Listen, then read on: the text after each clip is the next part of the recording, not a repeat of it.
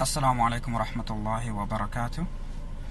I've been checking out a few, interesting talks, on people who are against religion in general, either people who believe in God but don't believe in religion, or people who don't believe in God and don't believe in religion, okay?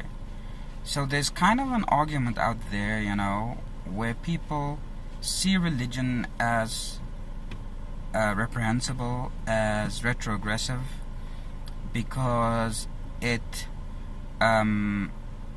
is one of the major reasons, in their opinion, for the many wars that we have fought throughout history.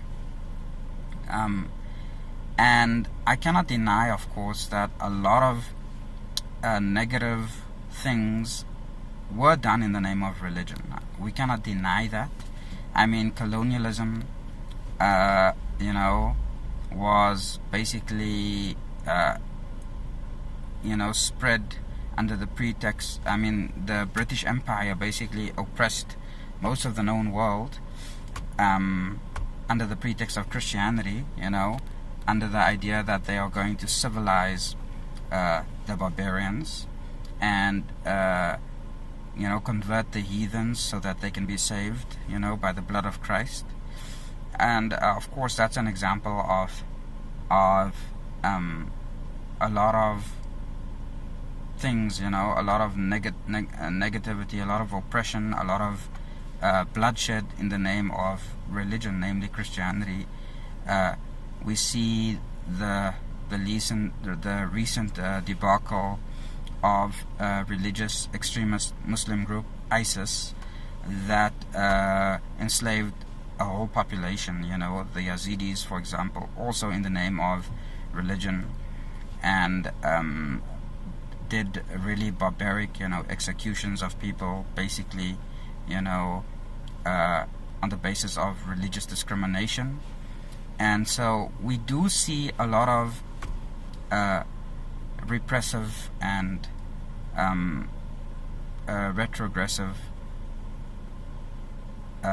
mentalities, attitudes, and incidents in the name of religion, and that is true. However, what I present to you today is just a reminder that the two biggest wars in the world, World War I and World War II, that has done the most damage, the biggest damage to the world, basically, and has killed the most people, were both fought in the name of other than religion. Okay, Hitler was not at all motivated by religion. He was motivated by classism and a belief in a superior race, the white, blue-eyed, blonde-haired race, which was not done in the name of religion at all, So the idea that religion is the precursor for war is just simply not true. Wars are fought because people want power for various reasons, and sometimes these people have a religion, and because they have a religion, they use their religion to further their cause. So when the British Empire was spreading and colonizing countries, they wanted power, and because they were Christian, they used Christianity as a pretext, simply as a matter of expediency. And so too Islamic terrorists like ISIS, use Islam because they are dealing with a Muslim people. And so when you're dealing with a Muslim people, you use Islamic rhetoric to further your cause, just like Britain at the time when they were dealing with a Christian people. And that's really all it is. So to say that religion and religious texts promote hatred and violence simply because these texts do speak about war is absolutely false and incorrect. yes, these texts do speak about war because it's texts that have been written for human beings, and humans fight wars, and that's a fact. And so naturally these texts would address the subject of war and deal with it.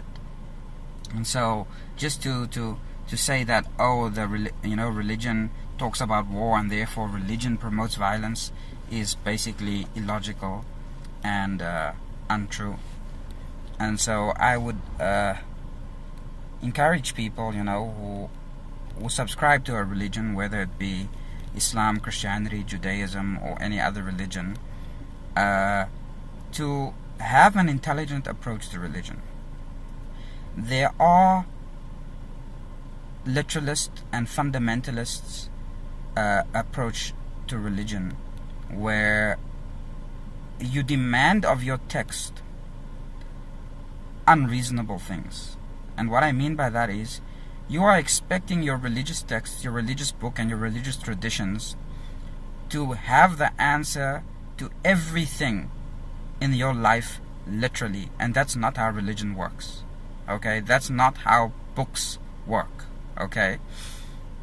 The principle behind religion is that it gives you the moral code, ethics, and values, and it empowers you to find solutions based on those values, principles, and ethics.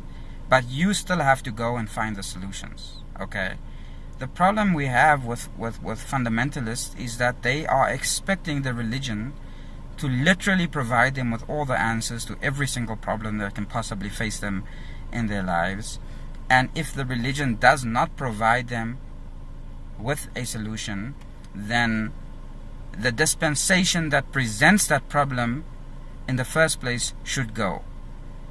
And that is what leads to retrogression, especially since our religions are typically ancient religions that have been around for thousands of years at times, and the context has, of course, varied over the years. And since we no longer live in the time period in which these scriptures were revealed, we cannot expect of these scriptures to literally, be addressing every issue that we face. And so that's why we need to kind of learn to have an intelligent approach to religion, and show that as people of religion, the vast majority of us are actually sensible and are not looking for any trouble with anyone. We are law-abiding, we are sensible, and we are at the same time religious. So thank you very much.